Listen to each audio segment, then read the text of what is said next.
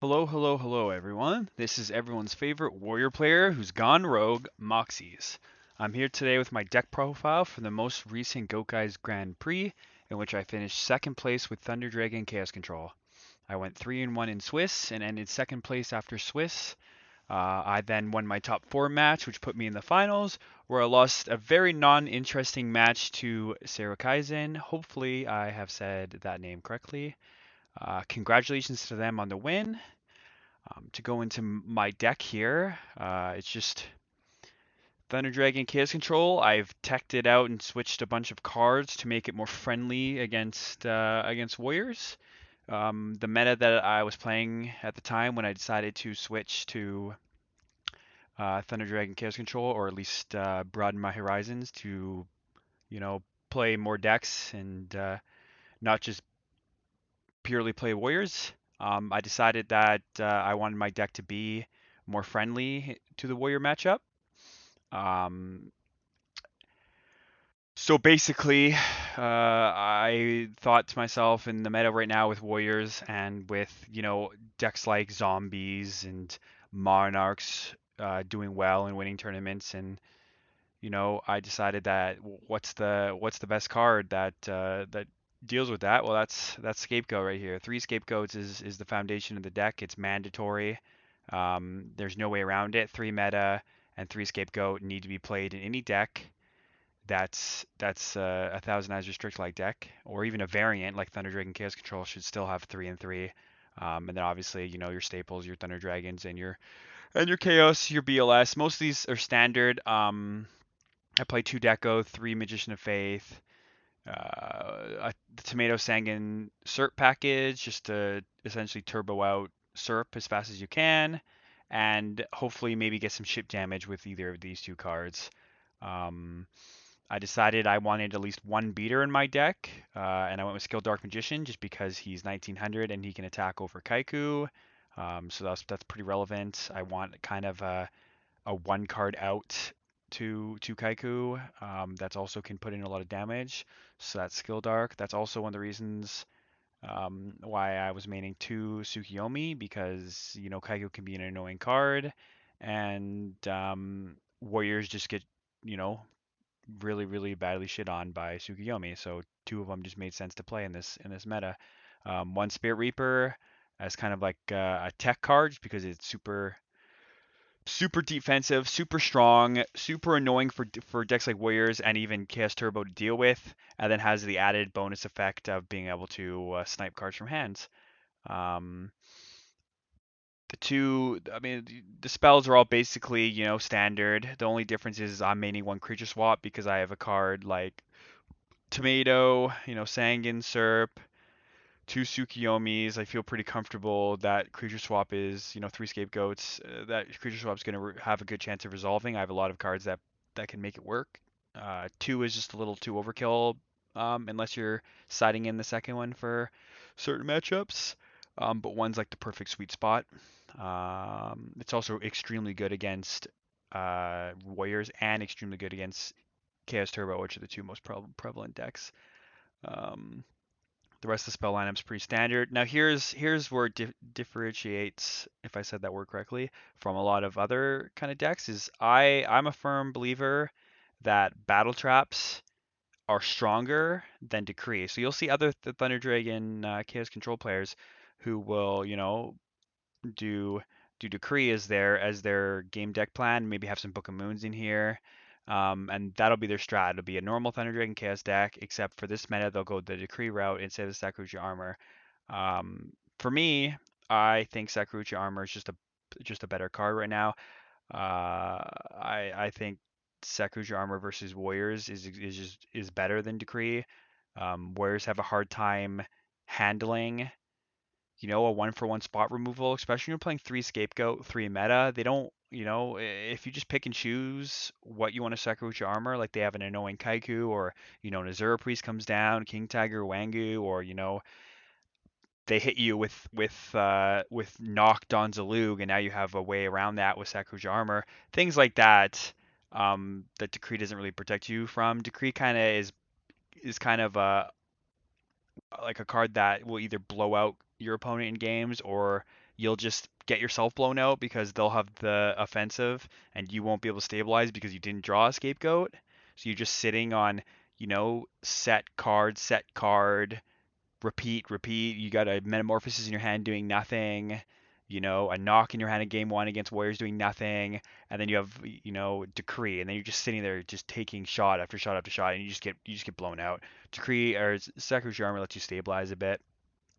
I also, it's a Warrior player has an extremely hard time deciding, like a one for one trade of their strong monster with Sacrifice Armor. They don't want to take that, and they don't want to Solemn it, so it just puts them in a bad spot. So I like it a lot.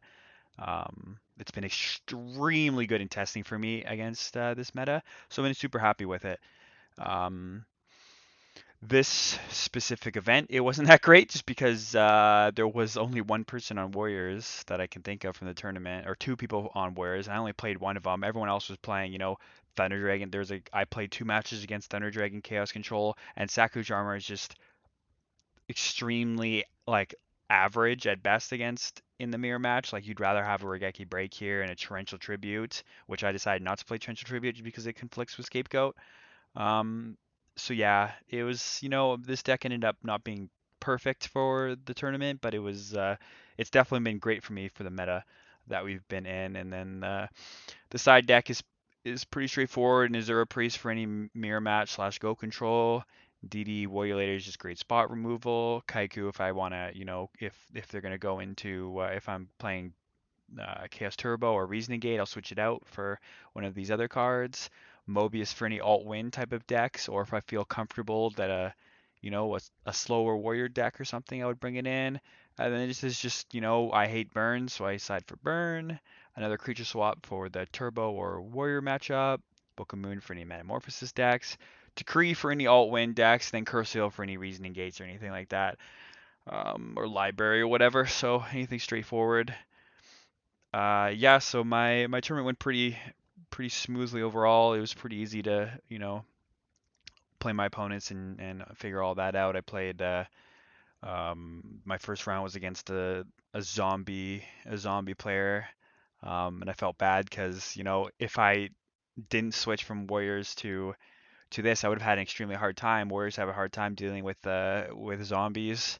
But I switched to this and ended up just being a really quick 2-0 just because, scapegoat meta, it's just really hard for zombies. They don't really do well. Their main decking Decree that doesn't do, too much against my deck. I can play around it.